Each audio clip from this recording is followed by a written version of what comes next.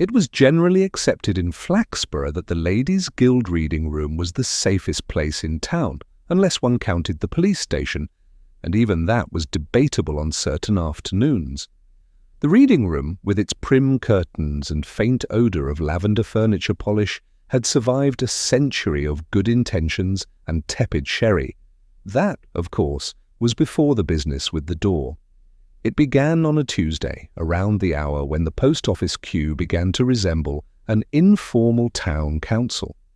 Mrs. Hockley, a formidable woman whose opinions came in capital letters, had arrived to sort the week's correspondence. She was seen entering the reading room at 2:10. At 3:30, she was still there. And by 3:15, so were 3 other women, the vicar's wife and the postmistress, all hammering politely on the door. From within came the unmistakable sound of irritation. Would someone kindly open this door? Mrs. Hockley's voice carried the authority of a woman who had chaired 47 meetings and survived all of them. It appears to have locked itself. The locksmith, Mr. Bamble, was fetched from his shed behind the ironmonger's, where he was repairing a bicycle bell for the constable's nephew. He arrived with his toolkit, his spectacles askew, and his professional pride visibly stirred. "Well now," he murmured, examining the obstinate oak door. "Locked from the inside, you say?" "That's what I said, Mr. Bamble," came Mrs. Hockley's voice through the keyhole, each syllable filtered through indignation and varnish. "And I do not have the key." Mr. Bamble frowned. "Can't be. The latch doesn't throw itself." "It has," she replied crisply. The small crowd, but there was by now a small crowd, murmured its agreement with both sides. A retired librarian declared that such locks were temperamental. A passing boy suggested ghosts.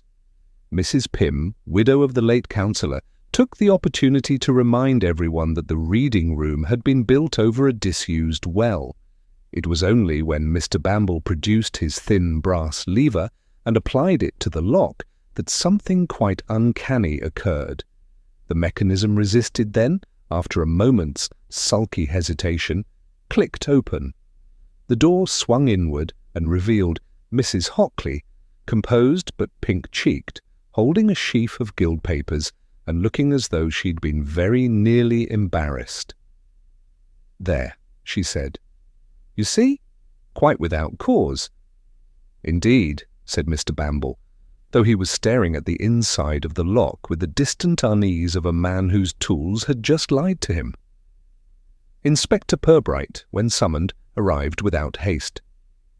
He had been halfway through a cup of police station tea, a beverage of such determined blandness that it could only be improved by forgetting it existed.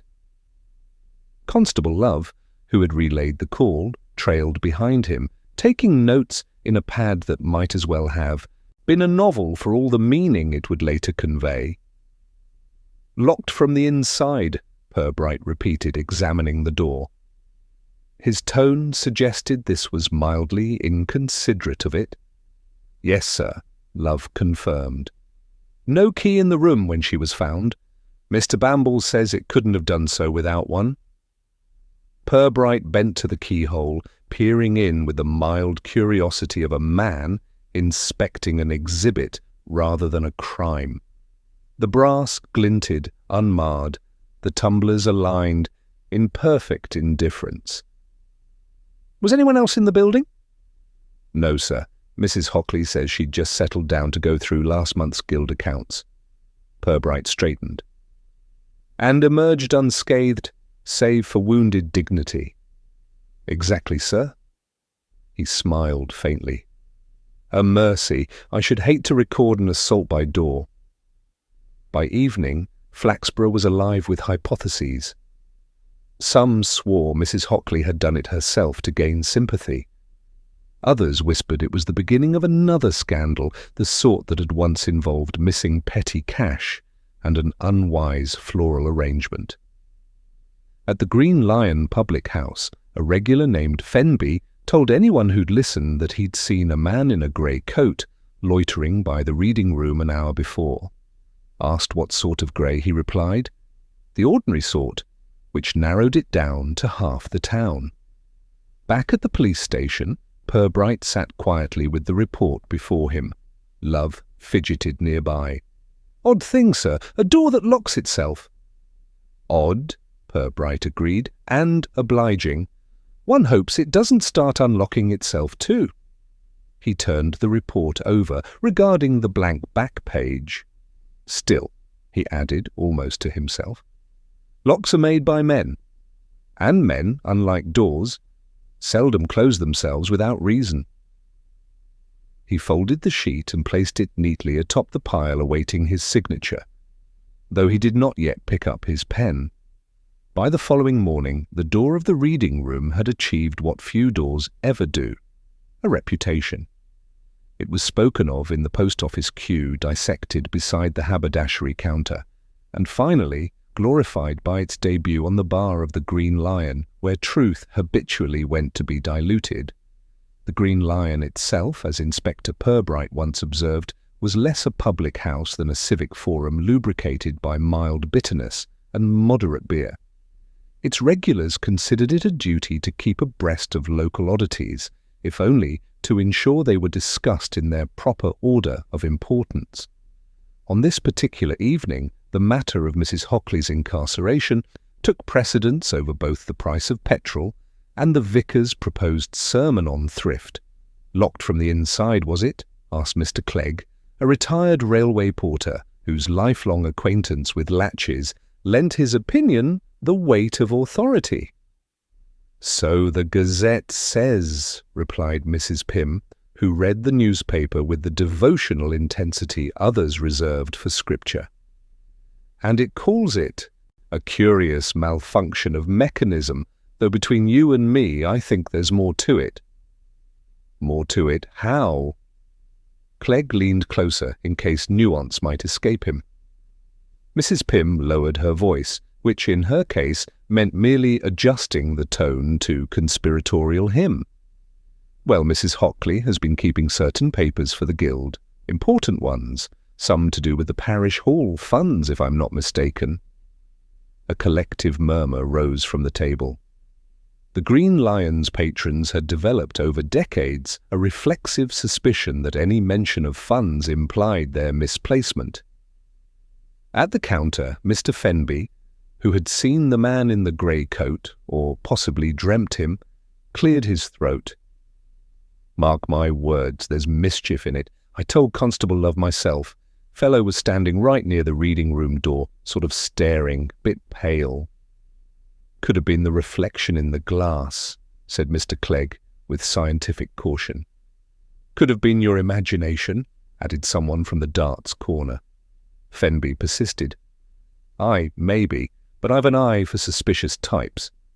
Mrs. Pym, who was less interested in types than in narrative consistency, leaned forward. "Did he go inside?" "Vanished," said Fenby, pleased with the drama of it. "One moment there, next he weren't." This proved conclusive for Mrs. Pym, who nodded gravely. "Then it must have been him." At precisely this time, in the snug beyond the bar, Inspector Purbright was stirring his tea, a beverage which, though brewed in a public house, had achieved only marginal improvement upon its police station equivalent. Across from him sat Superintendent Chubb, a man whose digestive tract and sense of civic duty shared a similarly ponderous rhythm. Chubb looked pleased with the town's excitement. "Nice to see the public interested again, eh, Purbright? Bit of life about the place." Purbright smiled faintly. "It's fortunate the door obliged them. Were it not for Mrs. Hockley's predicament, Flaxborough might have turned to discussing the new bus timetable." Chubb grunted. "No harm done anyway. She's none the worse for it." "No," said Purbright, though Mr. Bamble looked as though he'd lost a personal friend. The superintendent chuckled. "He's a sensitive craftsman, that one. Takes a locked door as a moral insult." "Quite right, too," Purbright said. "I may call on him tomorrow. I should like to understand how a mechanism designed to yield to reason suddenly developed a will of its own." Chubb nodded, finishing his ale. You don't think there's anything to it, surely?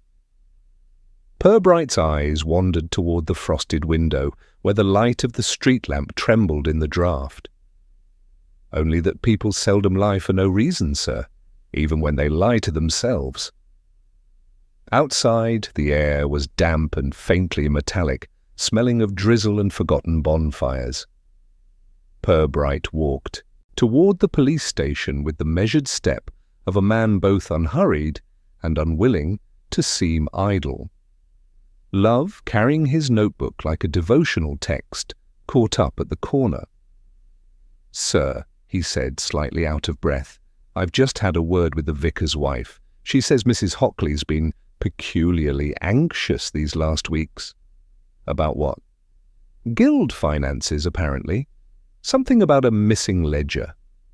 Purbright's gaze lingered on the slick cobblestones.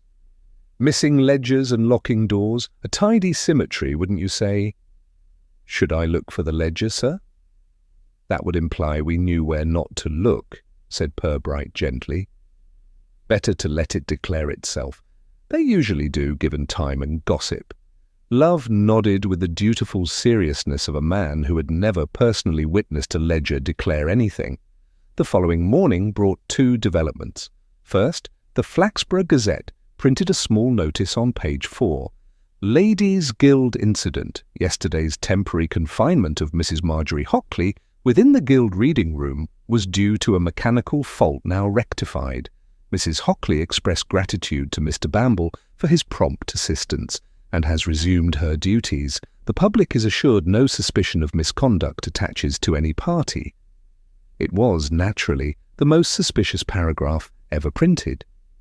Secondly, Mrs. Hockley herself, upon reopening the reading room, discovered that one of the drawers in the small oak writing desk was unlocked, despite her recollection of securing it the previous afternoon. Its contents, chiefly stationery, and minutes of previous meetings, appeared undisturbed, except for a single missing envelope.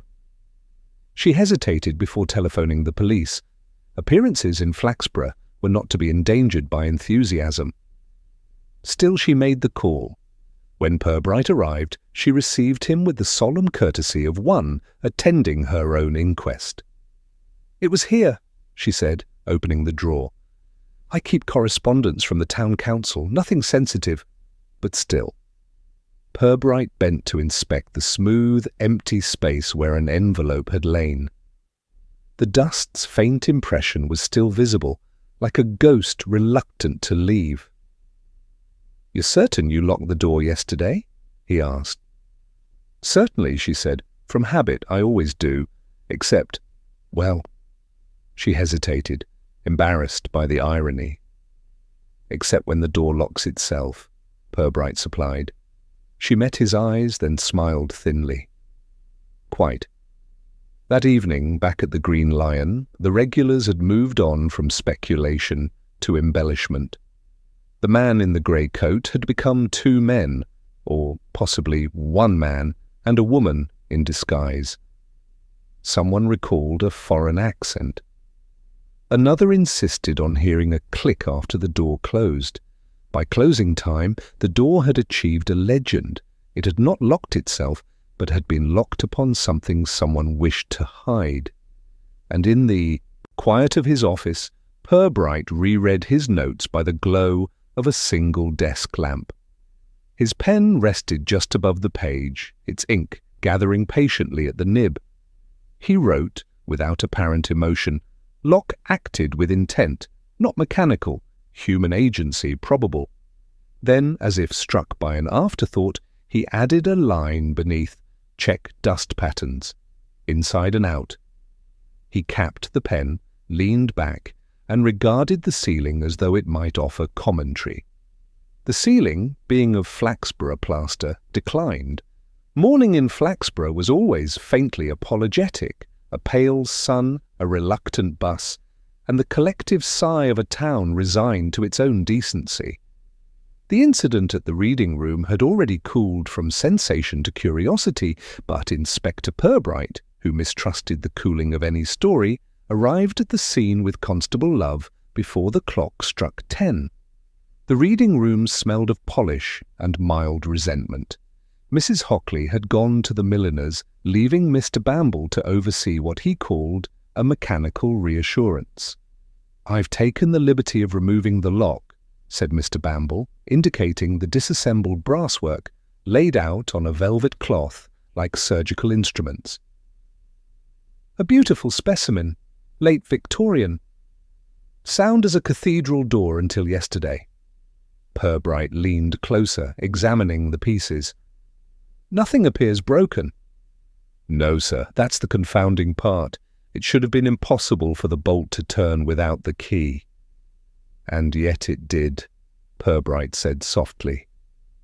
Mr. Bamble nodded, with the air of a man confessing to witchcraft. "I can't find fault with the mechanism. No marks, no bruising of the warding. I'd almost say it had been helped from inside." "By Mrs. Hockley?" Love suggested. Bamble gave a slow shake of his head. "She'd need a key, and she swears she hadn't one." "Perhaps she used something to turn the latch," Purbright murmured. "Hairpin, knitting needle, Flaxborough ingenuity." "Impossible. The slot's recessed." Purbright regarded him kindly. "Then we must conclude the impossible happened, which in Flaxborough generally means someone thought it convenient." He strolled about the room, as if looking for a misplaced umbrella rather than a motive. On the desk lay papers stacked with painful neatness, the topmost sheet titled Minutes, Guild Subcommittee for Floral Arrangement, 1968-69. A faint ring of damp marked where a teacup had once sat, then been wiped away recently. Love, who believed all mysteries could be resolved by sufficient note-taking, was already sketching the shape of the lock in his notebook, rendering it so poorly that it looked like a malformed ear. "Sir," he said, "might the key have fallen somewhere, perhaps into the fireplace?" "There's no fireplace, love." "Behind the skirting board, then?" Purbright smiled faintly. "A key's natural instinct is to be found, not to hide." He glanced at the tall window overlooking Market Row. Its sill bore the faint smudge of a palm. He drew a finger through the mark, thoughtful. "Someone stood here," he said. "Watched the street, perhaps." "Mrs. Hockley?" "Unlikely. She was too busy being confined." A knock sounded. It was Mrs. Hockley herself, brisk and composed in her mauve coat. "I thought it right to see what progress was made," she announced, though it was clear she expected none. Purbright greeted her courteously. "You've given us a curious little puzzle, Mrs. Hockley." "It puzzles me too, Inspector, though I can assure you I'm not in the habit of imprisoning myself." "Of course," said Purbright. "Might I ask, do you possess another key to this room?" She stiffened slightly. "No, only the one kept by the Guild. It hangs on a hook in the vestry corridor." "Was it there yesterday?"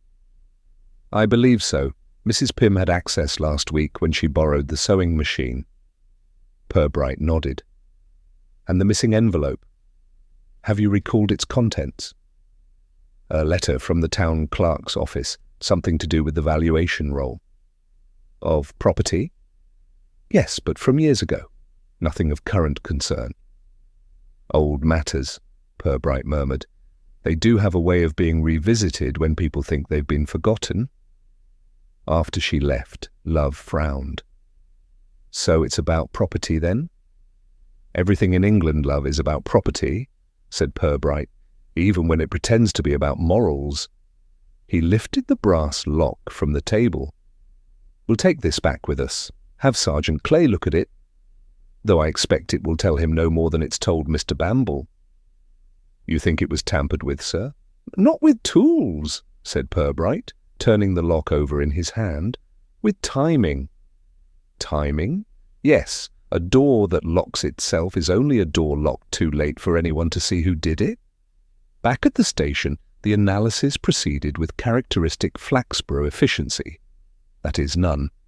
The lock, examined under a magnifying lens, confessed only to being old and well-behaved.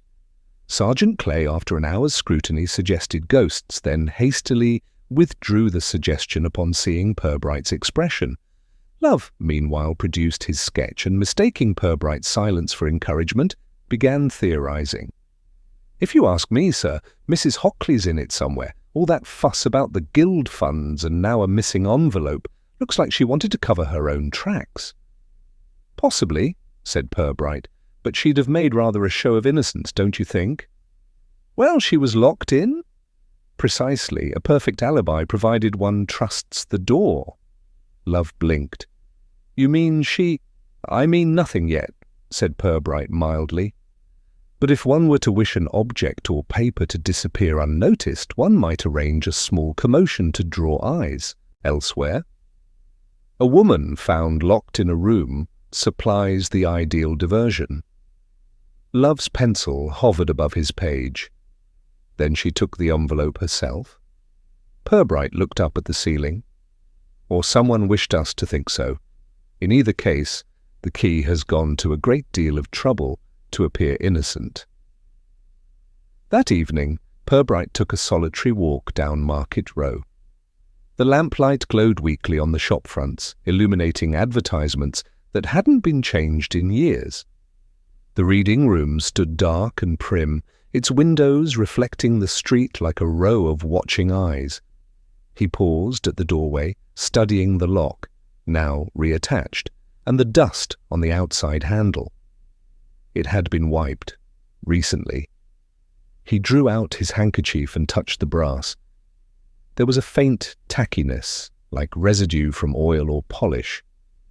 Not fresh, but not entirely old either.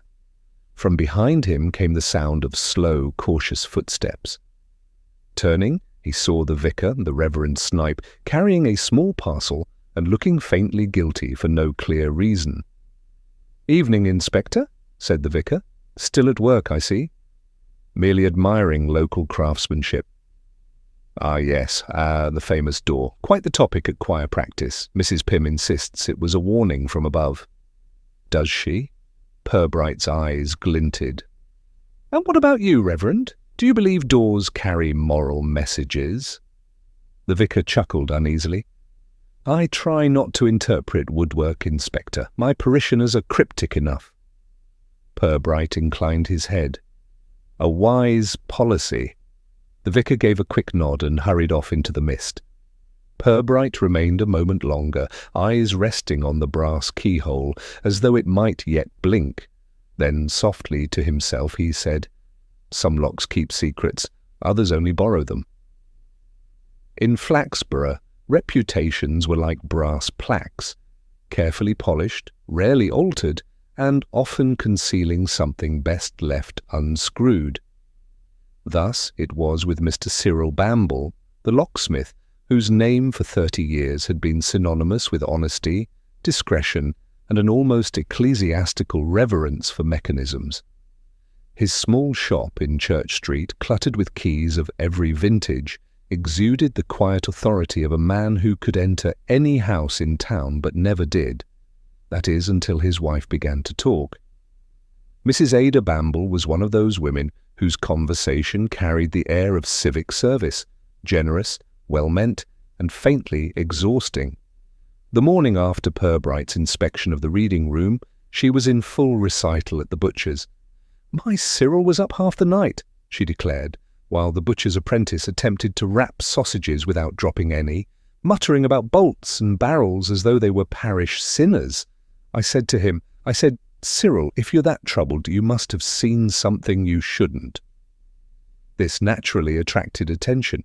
Mrs. Pym, at the far end of the counter, adjusted her hat for maximum eavesdropping.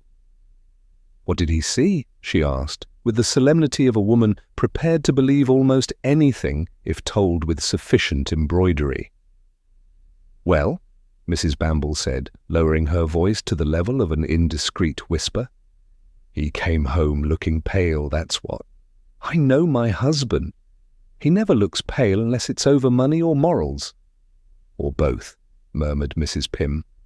By midday, this had transformed into a civic truth. Mr. Bamble knew more than he'd said. When Constable Love brought this morsel to Purbright's office, it had acquired a second-hand polish of conviction.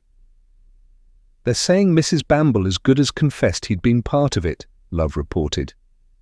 "Part of what?" Purbright asked mildly. "The door situation." "Ah, that broad category of human mischief," said Purbright. "Did she say what exactly troubled him?" "No, sir, just that he was pale and restless." Purbright leaned back in his chair. "A common symptom of guilt, indigestion, or matrimony. Still, we mustn't discount it." He stood, buttoned his jacket, and reached for his hat. "Let's have a word with Mr. Bamble before his wife's conscience entirely exhausts his reputation." The locksmith's shop was dim and meticulous, smelling faintly of metal filings and pipe tobacco. Rows of blank keys hung like medals on display. Mr. Bamble himself looked up from a small vice, startled but not displeased to see the inspector. "Ah, good morning, sir. I suppose you've come about that confounded lock again." "In a manner of speaking," said Purbright. "I hear you've been losing sleep." "Only because the thing makes no earthly sense." "Locks seldom do once they've been persuaded to misbehave," Purbright said. "Tell me, Mr. Bamble, when you arrived at the reading room, did you notice anything unusual besides the door?" The locksmith frowned, polishing his spectacles with a strip of chamois. "There was, well, it's probably nothing. Just a draught. The sort that makes a door move when it shouldn't." "A draught strong enough to turn a key?" Bamble hesitated. "Not unless it had help. But then again, I thought I heard someone walking away down the corridor as I went in." "Before you opened the door?" "Yes." "Did you see them?" "No, sir, but I know the sound of shoes. Not Mrs. Hockley's. Lighter, quicker, almost as though whoever it was didn't wish to be noticed." Purbright's expression didn't change, but his eyes brightened a fraction. "You didn't mention that yesterday?"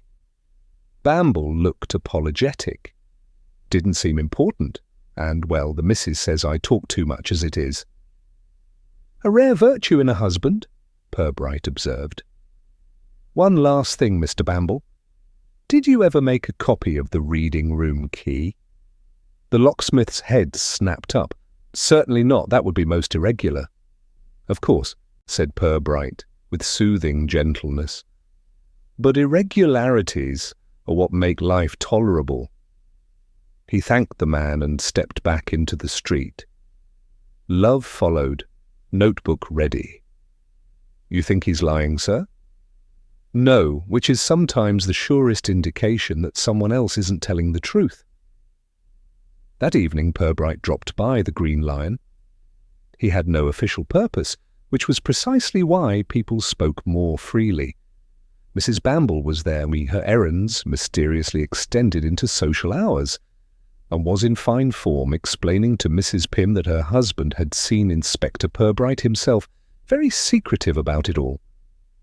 Upon noticing the inspector entering, she brightened, entirely unembarrassed.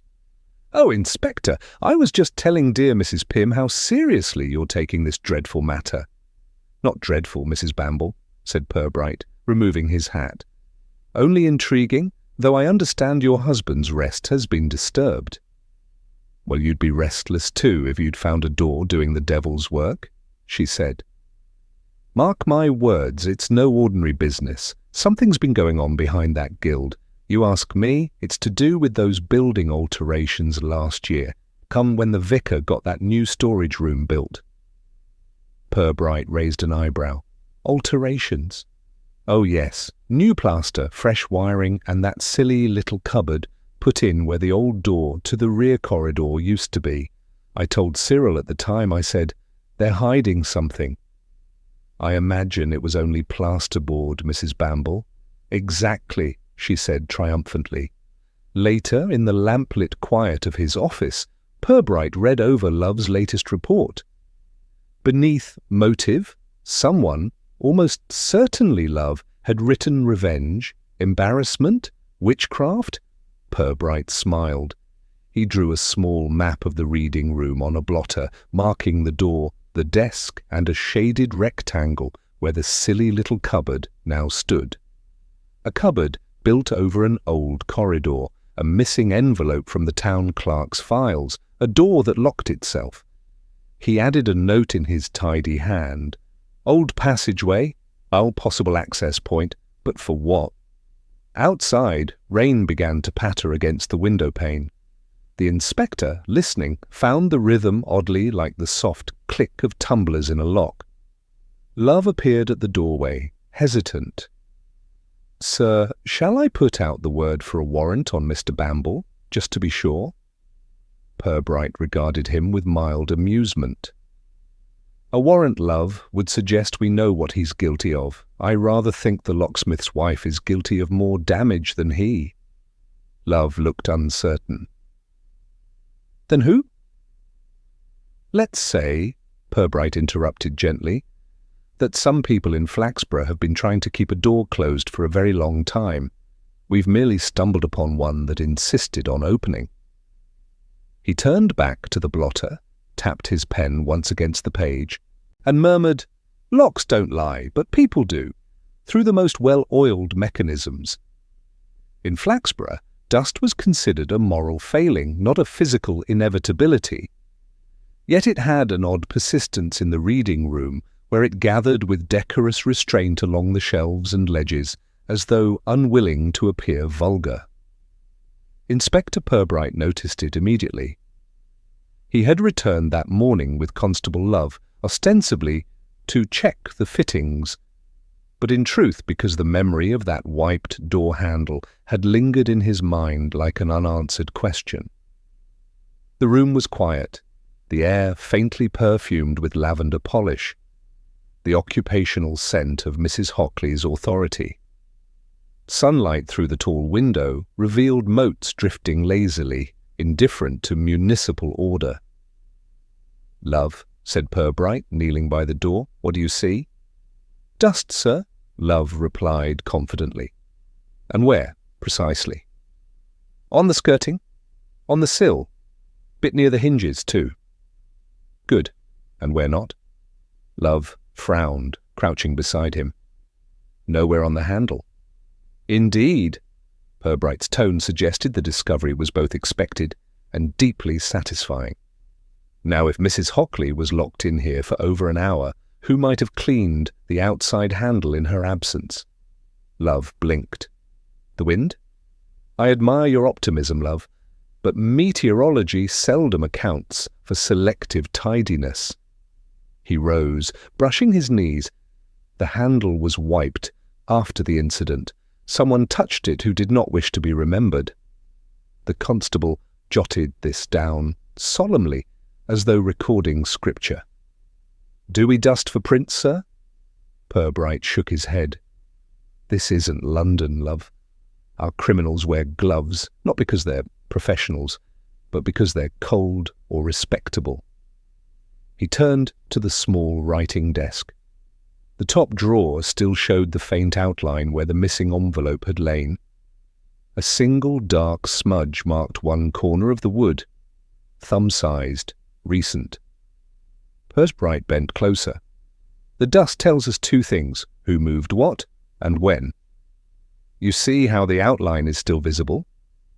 Whoever opened this drawer removed the envelope carefully, replaced everything else, and then left the room as if nothing had happened."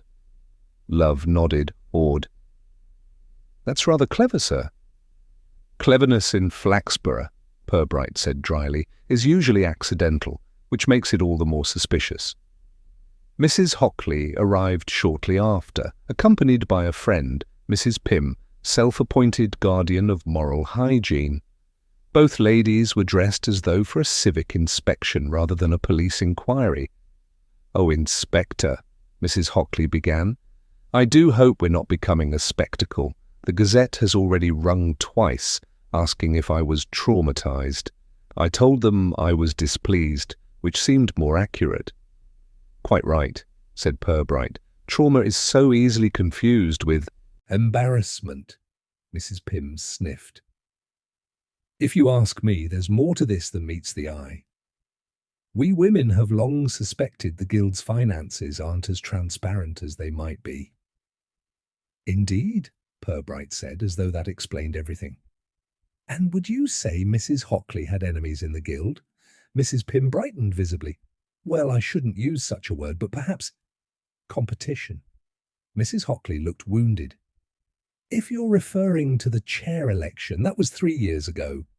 And remarkably civil, Mrs. Pym added hastily. Though certain members may have preferred Mrs. Jolliffe's style, she does have a modern way with figures. Purbright turned slightly. Mrs. Jolliffe handles the guild accounts now, does she? She assists, said Mrs. Hockley. Under my supervision? Of course. He smiled politely, but his eyes had drifted toward the lock again. Ladies, you've been most helpful. I shall trouble you no further, except perhaps for one small question. Who has cleaned this door since Tuesday? Cleaned? Mrs. Hockley looked puzzled. No one, I suppose. Why? Because someone has, said Purbright. And they did it very well. Mrs. Pym drew herself up.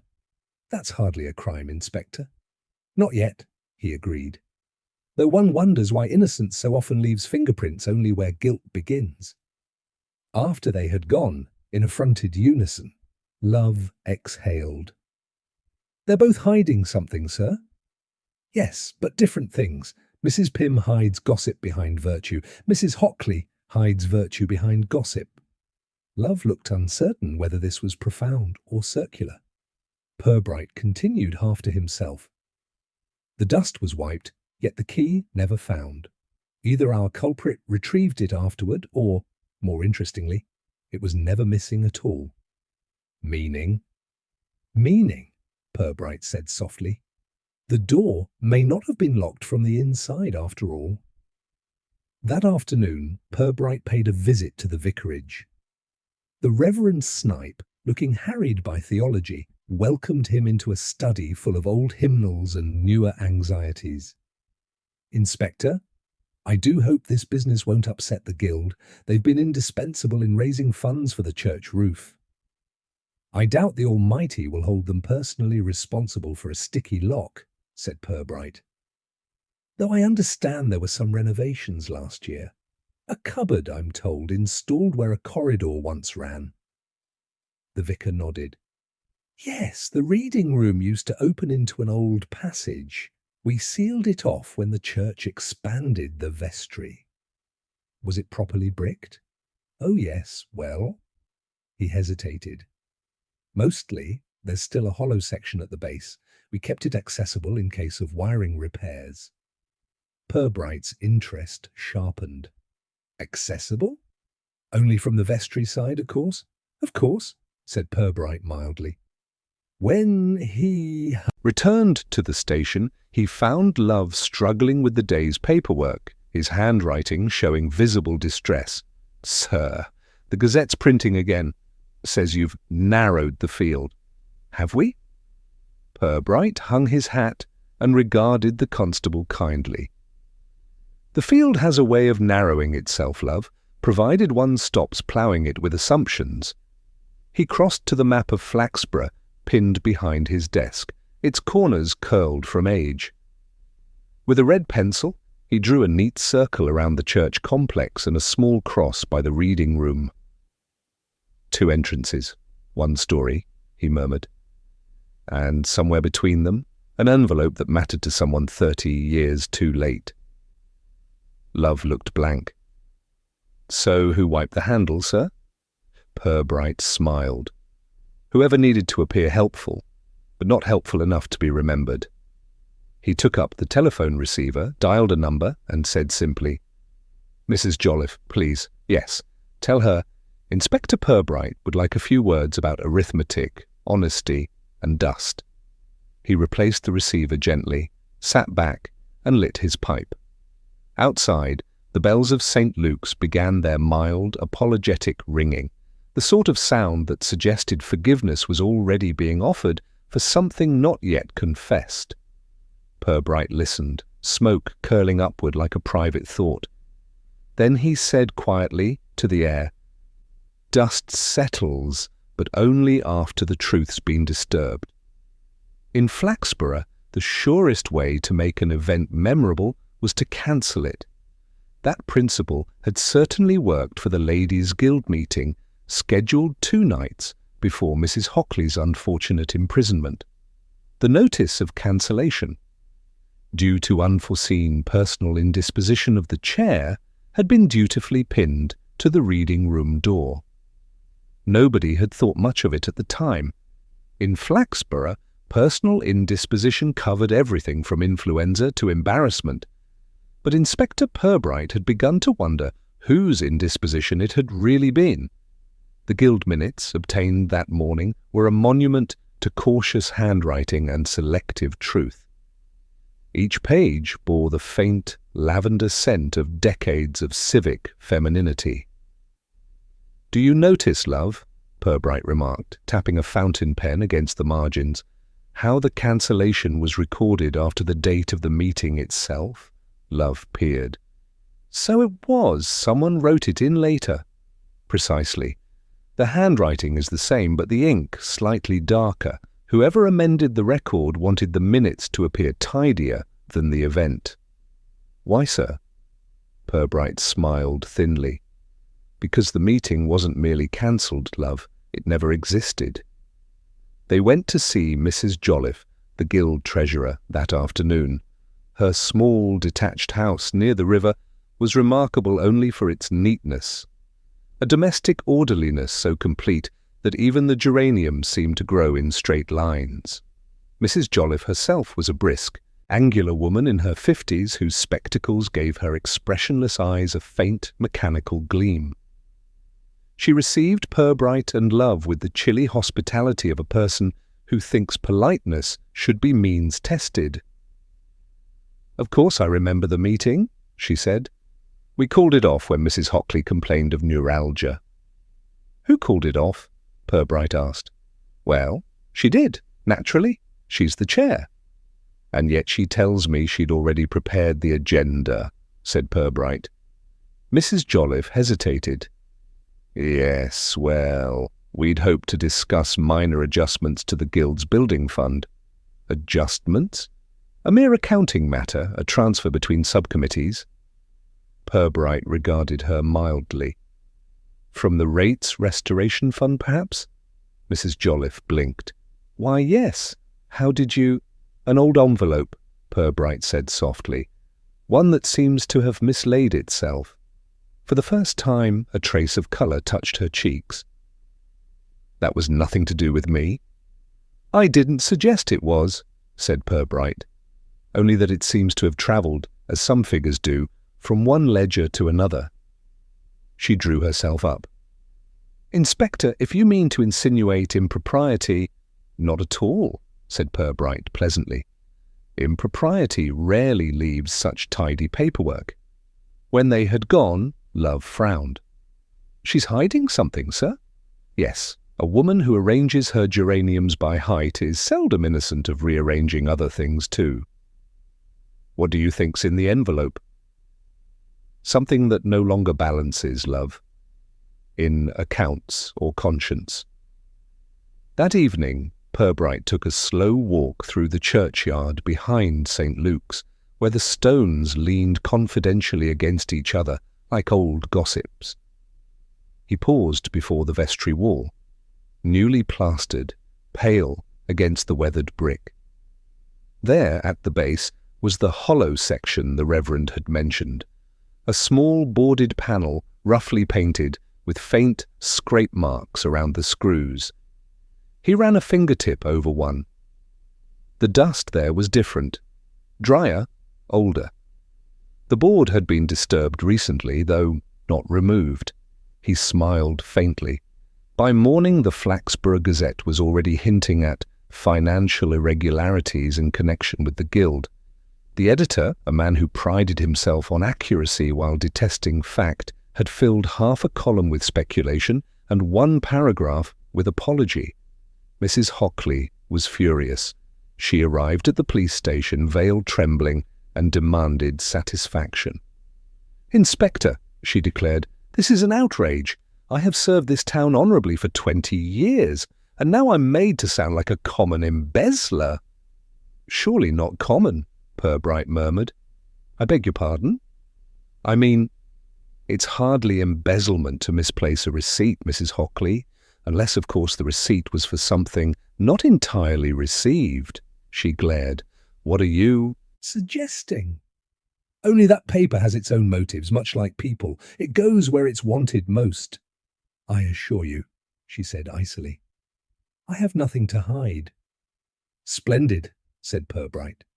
"That should make it easier when we find what someone else tried to hide for you." After she left, trailing affront like perfume, Love closed his notebook with an air of finality. "So, sir, we've got a missing envelope, a false meeting, and an old wall that's been fiddled with." "Quite," said Purbright. "All the makings of a scandal, except the scandal itself, which suggests that whatever happened 30 years ago was tidied away before it could be named." Love scratched his head. "And now someone's bringing it back?" "Not intentionally, I think. People rarely revive their own ghosts on purpose. They only forget where they buried them." Late that afternoon, the church verger, Mr. Pettigrew, appeared at the station with his cap clutched nervously. "Beg pardon, Inspector, but I was told you were asking about that old cupboard in the vestry wall." "Indeed," said Purbright. "What of it?" "Well, sir, I don't like to speak ill of clergy, but someone's been at it in the night. The panel's loose. I found sawdust this morning." Purbright exchanged a glance with Love. "Show us." The vestry was dim and cold, smelling of hymn books and furniture wax. Pettigrew pointed at the panel. It had indeed been disturbed, the screws loosened, the paint chipped. Purbright produced a small torch from his pocket and knelt. The beam caught something metallic glinting behind the board. Not a tool, but a hinge. He eased the board aside. Behind it yawned a shallow recess, and in it a narrow wooden door, old, dust-furred, and bolted on the inside. Love stared. "Another door, sir?" "Indeed," said Purbright quietly. "The one they forgot to remove when they built the cupboard." He touched the bolt. It moved stiffly, reluctant but obedient, and there, hanging from a thin loop of string nailed to the wall, was a single brass key. Purbright took it down carefully. It was old but not corroded. The handle bore faint traces of fresh polish. "Love," he said, "I believe we've found our missing key." "To the reading room, sir?" "Undoubtedly, and more intriguingly to our puzzle. The door that locked itself may simply have had help from its other half." He straightened, pocketing the key. "Someone could have stood on this side, turned it through the connecting bolt, and then replaced it later. No ghostly mischief at all, just very human tidiness." Love's eyes widened. "But why go to all that trouble?" Purbright smiled faintly. "Because the guild's meeting that wasn't may have taken place right here, Love. And not everyone who attended wished to be recorded in the minutes." He let the panel fall gently back into place, dust whispering as it settled. That night, in his office, Purbright wrote a single sentence on his report. False cancellation, secret meeting. One participant locked in, intentionally or by design. He underlined design once, then leaned back, listening to the slow tick of the station clock. The case, he thought, was beginning to unlock itself. The first flakes of an apologetic March snow were drifting down over Flaxborough when the town clerk discovered that one of his drawers had been forced. This, in itself, might not have warranted police interest.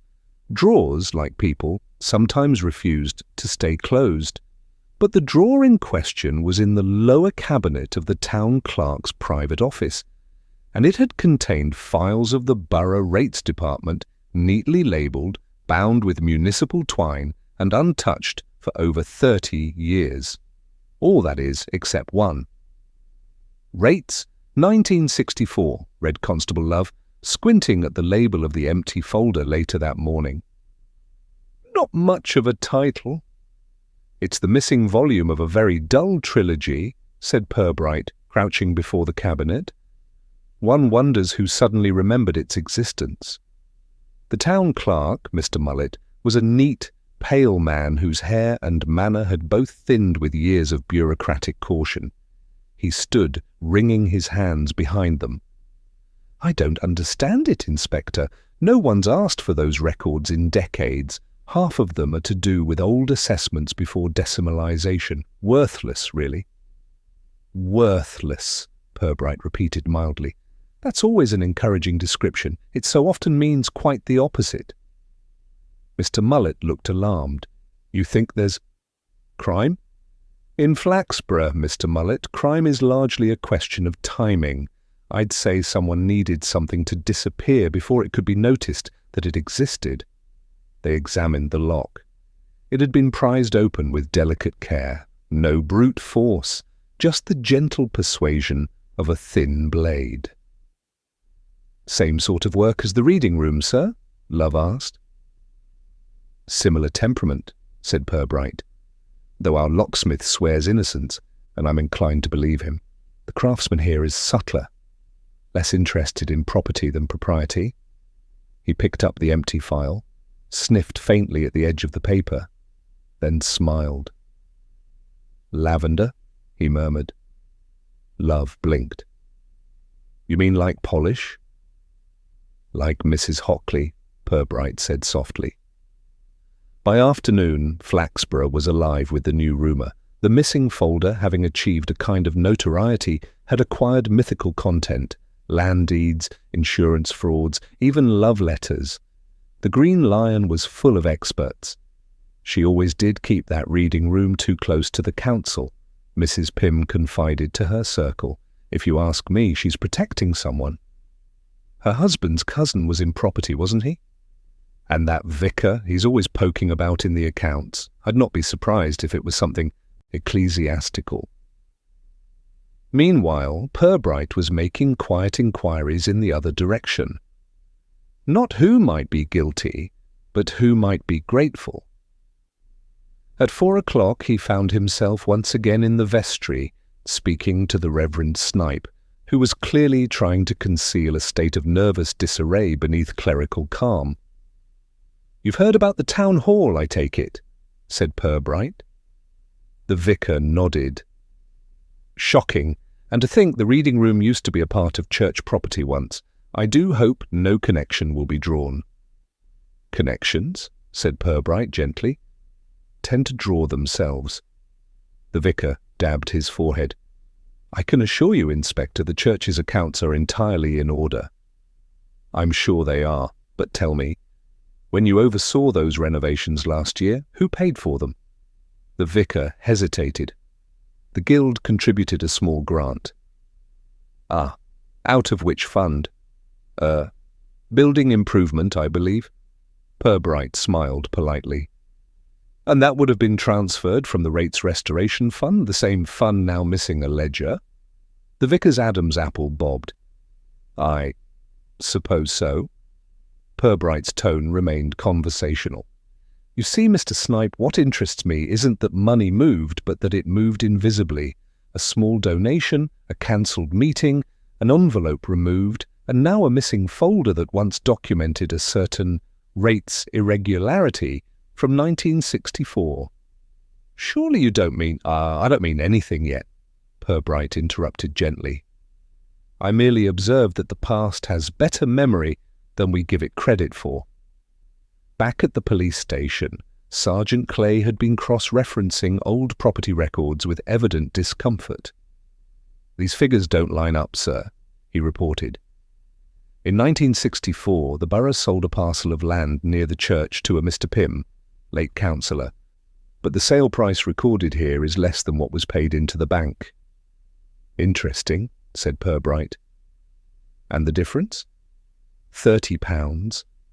Love whistled. 30 whole pounds? Purbright's expression was patient. In 1964, love, £30 could build a small scandal or hide one. Clay continued. The document proving the original valuation, that's what was in the missing rates 1964 folder. Then someone, Purbright murmured, has gone to considerable trouble to ensure that a dead man's profit remains a secret. That evening, Mrs. Hockley telephoned the station, sounding as though she were reporting an invasion. Inspector, I've just remembered something, that missing envelope. It had a letter from Councillor Pym's estate solicitor. Nothing significant, of course, merely an old confirmation about the guild's rent exemption when we bought the reading room from his widow. Bought, Mrs. Hockley? Well, donated with considerations. Purbright smiled faintly. That phrase is even more ambiguous than usual. Thank you. He hung up, then said quietly to Love, It seems our door has been locking more than people. It's been keeping an old ghost in its cupboard. The next morning, Purbright visited the town clerk again. He stood before the open cabinet, hands in pockets. Mr. Mullet, he said, does the name Pym appear anywhere in your remaining 1964 files? Mullet shuffled nervously through the drawers. Yes. Here. Councillor Harold Pym, deceased 1972. He oversaw the valuation of the church annex before the sale to the guild. Ah, said Purbright softly. So the man who sold the building was also the man who approved its valuation. A tidy arrangement. For him. You mean he? Purbright's smile was polite, not kind. Let's just say he appreciated circular locks and circular bookkeeping. He looked up. When the cupboard in the vestry was sealed, Mr. Mullet, did you file the work permit? I believe so. Good. I shall like to see it. I have a feeling the past week has been nothing but a belated audit. That evening, as dusk turned the town to sepia, Purbright sat in his office with the old brass key on his blotter. He regarded it as though it might begin speaking if left unobserved long enough. Love, he said, how would you define an honest man? Love blinked. Someone who doesn't steal, sir? Not necessarily. Sometimes it's simply someone who returns what he took before anyone noticed. He rose, pocketing the key. We're nearly there. The door that locked itself is about to open, but the question is, for whom? Flaxborough had a gift for appearing tranquil precisely when it wasn't. That Friday morning, the town seemed freshly scrubbed after a night of light snow, as though someone had decided to cover every secret with a clean sheet. Inspector Purbright stood at his office window watching the slow drift of flakes melt against the glass. Behind him the station ticked softly with the sounds of typewriters and polite bureaucracy. He was thinking about locks. Not the brass or steel kind, that puzzle was nearly solved, but the other sort, the human kind that closed itself out of habit, fear, or shame. Constable Love entered, carrying a steaming mug of tea that looked less like a beverage than an argument. Sir, he said, Sergeant Clay's got that work permit from the church. Thought you'd want a look. Purbright turned from the window. Ah, yes, the vestry renovations. Let's see. The paper was brittle, the ink faint, but at the bottom, in careful copperplate, was the signature, Councillor Harold Pym. Of course, Purbright murmured. The same hand that approved the guild's property transfer, and the same door that later concealed the key. Love frowned. You think Councillor Pym hid something in the wall before it was sealed? I think he hid himself, Love. Not literally. He wasn't that imaginative, but in every town there are structures built less for use than for forgetting. He gestured to a chair. Sit down, Love. Tell me what you make of this. Sir?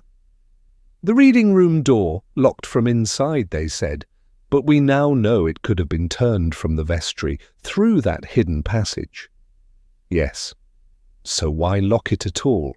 To delay discovery, and discovery of what? Love blinked. The missing envelope? Partly, but I suspect that envelope contained a letter referencing the old rates discrepancy, the same one the missing folder once proved. That letter was removed quietly, perhaps by Mrs. Jolliffe or the vicar, to protect the guild's good name. Then why lock in Mrs. Hockley? Because she arrived early, Purbright said softly, and because someone needed time to tidy up before the envelope could be noticed missing. Love stared. So they trapped her by accident? Possibly, or possibly to create a fuss that would distract the town while the council files were raided. Either way, a door that locked itself makes an admirable decoy. He leaned back, eyes narrowing, with a faint smile. And what do we call that, love? Planning? No, politeness. In Flaxborough, even deceit must behave respectably. That afternoon, Purbright took a walk through the market square. The stalls were thin, just early tulips, second-hand books, and the persistent smell of fish. He nodded to the traders, who nodded back with the wary cordiality one reserves for men who might know too much. At the far end, Mrs. Jolliffe stood, talking to the vicar's wife, beside a stack of hymn book covers. Their conversation broke off when they saw him. "Good morning, ladies," said Purbright pleasantly. "Inspector," Mrs. Jolliffe replied, a touch too quickly. "We were just discussing the unfortunate gossip." "Ah, yes, gossip," Purbright said. "Flaxborough's most reliable news service." The vicar's wife coloured faintly. "I do wish people wouldn't take such an interest in trivialities." "They seldom know the difference," Purbright said kindly. "Tell me, Mrs. Jolliffe, do you still have access to the guild's storage cupboard?" She blinked. "Why, yes. Why?" "I should like to see it. I have a suspicion it's been rather busier than its contents suggest." Half an hour later they stood once again in the reading room. The cupboard door creaked open obediently under Purbright's hand. Inside were brooms, 2 folding chairs, and a ledger box. He lifted the box down. Inside were committee papers, perfectly ordered, but at the very bottom, beneath the last divider, lay a yellowed sheet folded twice. It was an old council memorandum, faintly perfumed with lavender.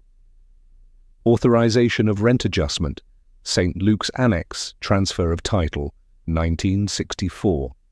Below the printed text, approved, Titilla H. Pym. Witness, M. Hockley. Purbright read it, slowly, then folded it again. "So that's why the envelope vanished. It wasn't incriminating in itself. It simply proved a transaction that had best remain unsolved." Mrs. Jolliffe's voice was small. "I didn't know it was there." "No," said Purbright. "I expect you didn't. People in Flaxborough rarely hide evidence. They merely store it too tidily." That evening, in the quiet of his office, Purbright wrote 2 lines in his notebook. Locks serve 2 purposes: to keep people out and to keep guilt in. He studied the sentence a moment, then underlined guilt. Love appeared at the door. "Sir, the superintendent wants to know if you've got enough to make arrests." "Arrests?" Purbright smiled faintly. "Dear me, no, that would only confuse matters. We're dealing with embarrassment, not villainy. The law's the wrong size for that." Love hesitated. "But there was a crime, wasn't there?" Purbright looked up, thoughtful. "Once, long ago, but Flaxborough's very good at polishing its sins until they look like traditions." Later, walking home through the dusk, he passed the Green Lion. Through the window he saw the familiar faces gathered around the fire. Mrs. Pym, Mr. Clegg, Fenby, the witness of imaginary grey coats. Their talk was animated, their certainty complete. He paused, listening through the glass. "Told you, It was all to do with those church accounts, someone said.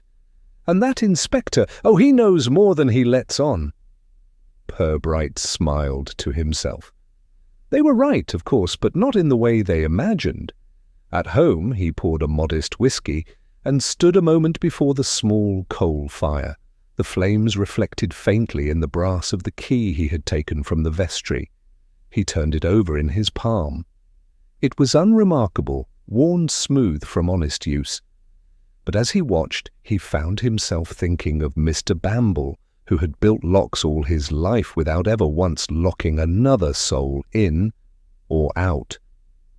The locksmith, he thought, understood something about forgiveness that the rest of Flaxborough did not, because every lock, however cleverly designed, depended on trust, the assumption that whoever held the key would use it with decency. And perhaps that was all the case had ever been about. He placed the key gently on the mantelpiece beside his watch and murmured, almost as if addressing it, "Locks a mechanical conscience. They work until someone decides they shouldn't." Then he switched off the lamp, letting the town's silence close softly around him, like the turning of a very old, very patient bolt. In Flaxborough, confession was rarely sought in the church. It was coaxed over china cups. Inspector Purbright, knowing this, requested an informal chat at the vicarage on Saturday afternoon, a phrase so harmless that nobody refused it, though everyone later wished they had. The Reverend Snipe had agreed at once, more from nerves than hospitality. Mrs. Snipe, a woman who treated guilt like dust, best brushed away before visitors saw it, had spent the morning producing sandwiches of moral neatness, triangular, crustless, and faintly penitential. When Purbright arrived, he was greeted with the brittle warmth of a household rehearsed for decency. "Inspector," said Mrs. Snipe, "how very nice to see you. I do hope this isn't official." "Only in the ecclesiastical sense, madam," Purbright said kindly. "The church, I understand, is fond of records, and so am I." She looked puzzled, but ushered him toward the sitting-room, where the vicar waited beside a teapot large enough to baptize in. For a few moments the conversation was of neutral flavour, weather, parish fetes, the unusual boldness of the sparrows. Then Purbright set down his cup. "Mr. Snipe," he said, "you'll forgive my curiosity. I've been rereading the Guild's building records. They show the church receiving a small grant last year, money that came indirectly from an old fund linked to Councillor Pym." The vicar stiffened slightly. "Entirely proper, Inspector. It was accounted for in full." "I'm sure it was. The church's integrity is as well documented as its leaks." Mrs. Snipe attempted a laugh that sounded like china chipping. "My husband's been quite anxious about that dreadful door business. He says it's given the town such the wrong impression." "Indeed," said Purbright, stirring his tea. "It's remarkable how one door can open so many." The vicar swallowed. "You've spoken to Mrs. Hockley, of course." "Several times. She has a talent for indignation, most effective when she's right, and occasionally when she isn't." "Then she's suspect?" Purbright smiled faintly. "Everyone in Flaxborough is suspect, Mr. Snipe. It's what keeps the place civilized." There was a small silence, filled by the distant ticking of the vicarage clock. Then Purbright leaned back, looking comfortably at the ceiling. "Tell me, Reverend, do you happen to know who has keys to the vestry cupboard?" "Just myself," said Snipe. "And well, the verger sometimes. Mr. Pettigrew, a cautious man, too cautious to loosen screws in the night, I think." Snipe blinked. "Loosen?" "Oh, yes," said Purbright mildly. "Someone removed that panel a few days ago. Nothing serious, of course. I merely found a very old key inside, a duplicate for the reading-room lock, it seems." The vicar's complexion took on the hue of library paste. "Really? How extraordinary." "Quite." Purbright smiled. especially as it had been recently polished. A curious thing to polish, a key no longer in use. He lifted his teacup, watching the liquid swirl. I imagine whoever did so wished to avoid the embarrassment of explaining why it was there. Mrs. Snipe made a small, strangled sound. "My husband told me not to." The vicar turned on her with clerical alarm. "Dear, please," Purbright, without moving, said gently. "No need to distress yourselves. This is merely conversation over tea." But Mrs. Snipe, her composure crumbling as efficiently as her sandwiches, pressed on. "He only wanted to help Mrs. Hockley. She was frightened when the door stuck. He thought it best to open it from the vestry side, but then it jammed and, I said it would look terrible."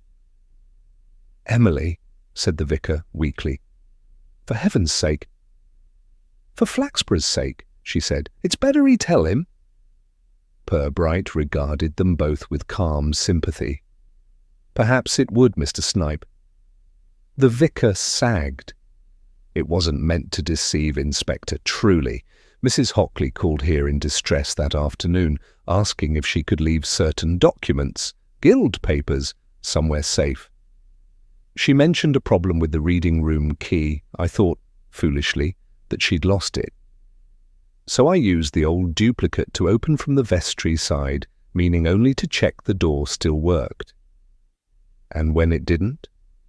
She must have entered from the other side at the same moment I turned the key. The bolt caught. I panicked.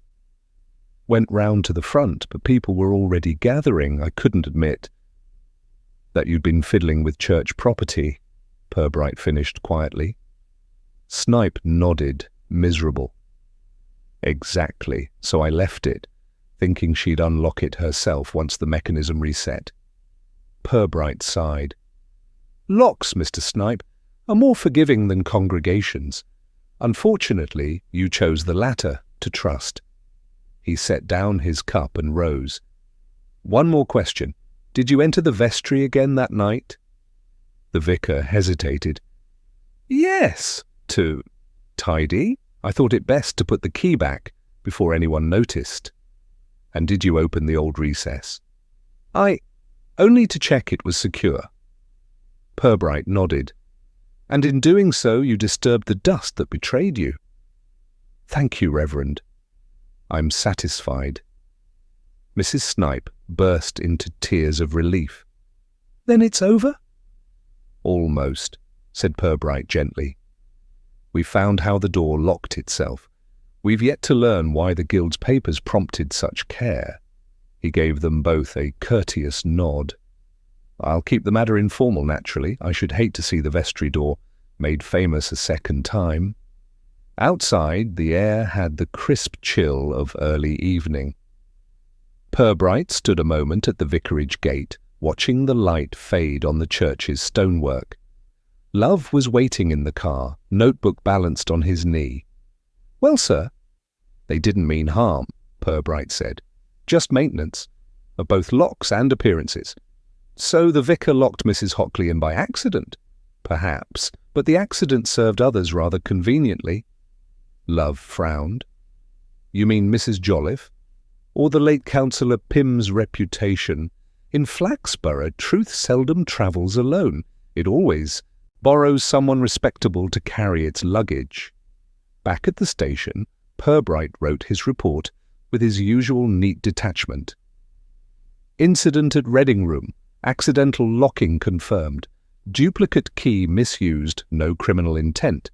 Ancillary matter, historic irregularities in 1964 council rates file, matter dormant." He paused, then added, almost whimsically, "Human agency explained, human motive ongoing." He placed the pen down and regarded the words.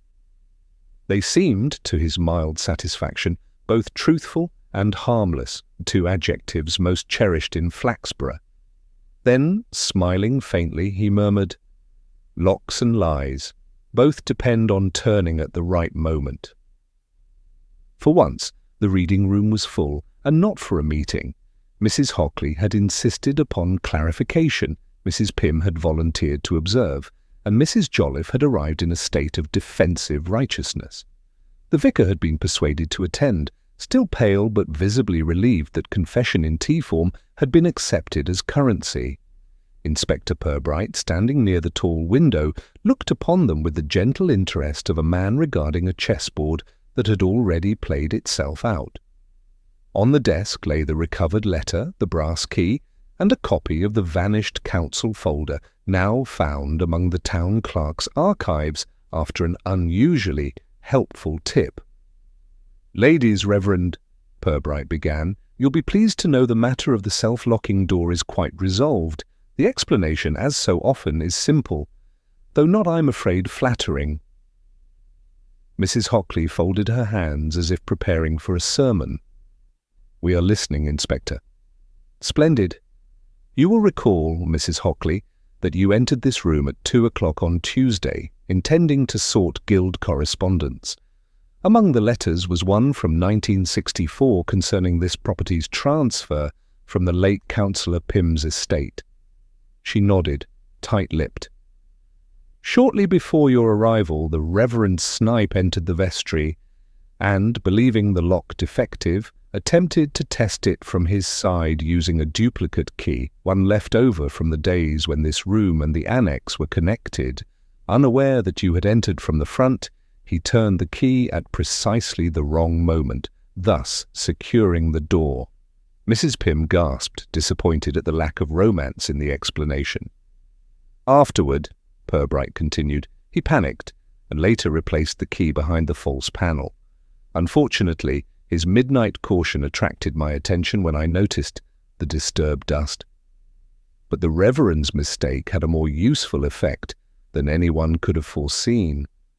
It created a commotion large enough to distract the town, and indeed the police, from another matter taking place simultaneously." He paused, letting the weight of that settle. Mrs. Jolliffe broke first. "I don't know what you mean by that." Purbright regarded her gently. "No? Then perhaps you can explain why the rates ledger disappeared from the council drawer that same afternoon, and why an envelope from Mrs. Hockley's desk referring to Councillor Pym's property valuations was found later in your guild ledger box." Her eyes widened. "I must have put it there by mistake." "Doubtless," said Purbright. "As mistakes go, it was almost virtuous. You intended, I imagine, to remove any connection between the guild's present accounts and the council's historic irregularities. One cannot have a charitable institution appearing to profit from undervalued land, can one?" "Certainly not," she said indignantly. "No," agreed Purbright. "So you arranged to retrieve the old document from Mrs. Hockley's drawer before it could be noticed. The Reverend's accidental locking provided you the opportunity and the alibi. By the time the door was opened, the envelope was gone, and you were, quite naturally, among the first to express sympathy." The silence that followed was of the heavy, moral variety known only to committee rooms and confessionals. Mrs. Hockley broke it. "Then you mean to say I was used?" Purbright inclined his head. "Unwittingly, yes, though not without benefit. You emerge entirely exonerated, which I understand is the principal form of satisfaction in Flaxborough." Her mouth tightened, but a faint blush of vindication returned to her cheeks. The Reverend Snipe cleared his throat. "Inspector, must this all be made public?" Purbright smiled faintly. "Hardly. No money changed hands, no one was harmed, and the guilty have already endured the greater punishment of exposure to their own consciences. The borough treasurer will quietly amend the books, and the Gazette shall be informed that the door, while temperamental, is no longer under suspicion." Mrs. Pym, sensing disappointment in the absence of scandal, ventured, "But what about Councillor Pym's misdeeds? Shouldn't the truth be known?" "It is known," said Purbright, "to everyone who matters, and to no one who could do him any harm. That balance, I think, will satisfy both heaven and the council." He picked up the brass key from the desk and turned it thoughtfully between his fingers. You see, what fascinated me wasn't the trick of the lock, but the resemblance between the lock and all of you, a device built to turn only under pressure, held together by habit and polish. It works beautifully until someone decides to force it. The vicar looked stricken. You're not blaming me? On the contrary, said Purbright. You merely tested a system designed to keep out honesty. He set the key down. We shall let the matter close quietly. After all, every community depends upon the illusion that its secrets are safely filed away. One should never destroy a useful illusion. An hour later, when the participants had dispersed, some relieved, some affronted, all vaguely dissatisfied, Purbright remained alone in the reading room. He wandered to the window, gazing down at Market Row where the snow had melted into a thin, reflective glaze. The streetlights blinked on, transforming the wet cobbles into gold threads. Love entered quietly. All settled, sir? As much as Flaxborough allows, said Purbright. So Mrs. Jolliffe did it? Insofar as anything in this town is ever done alone, Purbright replied. She moved the papers, the vicar moved the key, Mrs. Hockley moved heaven and earth to preserve her dignity. Between them they produced a most efficient little drama. Love frowned.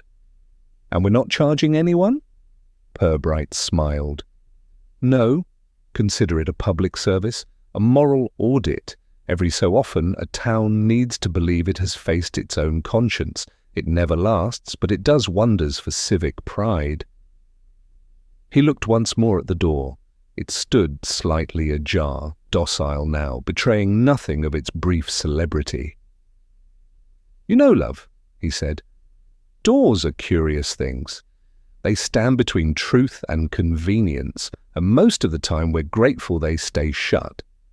He reached out, pressed it gently closed, and listened to the soft click of the latch. Not the sound of secrecy, but of completion.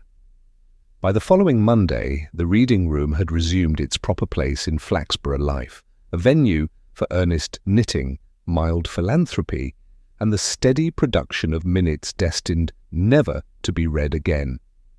The infamous door, newly oiled, behaved with exaggerated meekness, as if determined to prove that no incident of a mechanical nature could possibly reoccur. The town itself, having briefly enjoyed the moral thrill of a mystery, had returned to the safer excitements of rumour. The Green Lion's clientele, denied further scandal, had turned its energies toward the relative reliability of football fixtures and Mr. Clegg's lumbago. For most of Flaxborough, the matter was finished. For Inspector Purbright, it merely required the proper form of burial, in triplicate. His report was almost complete. He wrote with a deliberate neatness, as if the measured rhythm of his pen could contain the disorder of human behaviour it described. Subject: Incident at Flaxborough Reading Room. Summary: One Mrs. Hockley, local guild chair, found confined within the premises owing to accidental operation of door lock by secondary key via disused vestry access. Cause: misjudged intervention by Reverend Snipe. Consequence: minor panic, major gossip. He paused, considering. Collateral discovery, misfiling and subsequent removal of historical council documentation, rates, 1964, connected to valuation discrepancies involving the late Councillor Pym. No criminal intent or contemporary liability. Recommend closure of file under heading Domestic Miscellaneous. He read it over twice, satisfied by its bland completeness. Then, in smaller script as if for himself, alone, he added, Note: the human faculty for self-deception remains both more intricate and more reliable than any lock yet devised. Constable Love entered, a mug of tea in each hand. Here you are, sir. Hot. Well, warmish. Perfect, said Purbright, accepting it without looking up. How's the town bearing up?" "Relieved, sir. The Gazette's calling it an unlikely accident. They've got your name in bold." "Always a bad sign?" said Purbright mildly. "When a policeman's name appears in print without a complaint beside it, one suspects a typesetting error." Love grinned. "Reverend Snipes' wife brought a basket of ecclesiastical muffins, if that helps." "Compensation accepted," Purbright said. He leaned back, watching the dust motes swirl in the weak light through the station window. Flaxborough was quiet again, its small intrigues safely returned to hibernation. Yet the inspector knew, as surely as he knew his lukewarm tea, that the town's calm was only ever rented, never owned. Beyond the police yard he could see Mrs. Hockley bustling along the pavement, head high, indignation tidied into dignity. She carried a new key on a chain, flashing like proof of virtue. Behind her, the vicar cycled past with exaggerated cheer, his cassock flapping penitently. Purbright smiled faintly. It was not forgiveness exactly, just the ordinary Flaxborough arrangement, civility instead of confession. He looked down at his blotter. The old brass key, now cleaned, catalogued, and theoretically evidence, rested beside his pen. He reached out, turned it between his fingers, and found the act oddly soothing.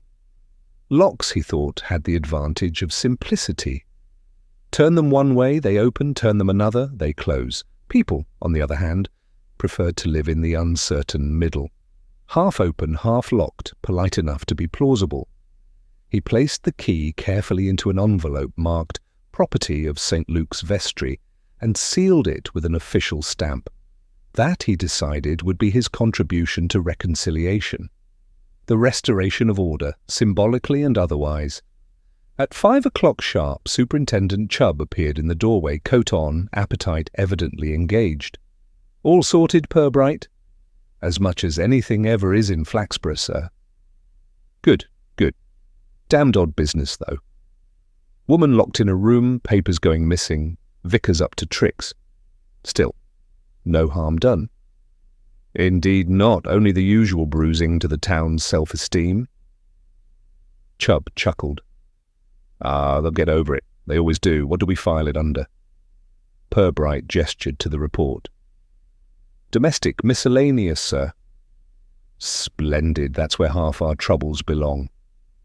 As Chubb left, he added cheerfully, "You'll join us for the cricket dinner next week, eh?" "No mysteries there?" Purbright smiled to himself. "One must live in hope, sir." The station quieted as dusk settled over the square. The clock ticked on, untroubled by conscience. Purbright gathered the file, tapped it into order, and slipped it into the cabinet marked "Closed Inquiries."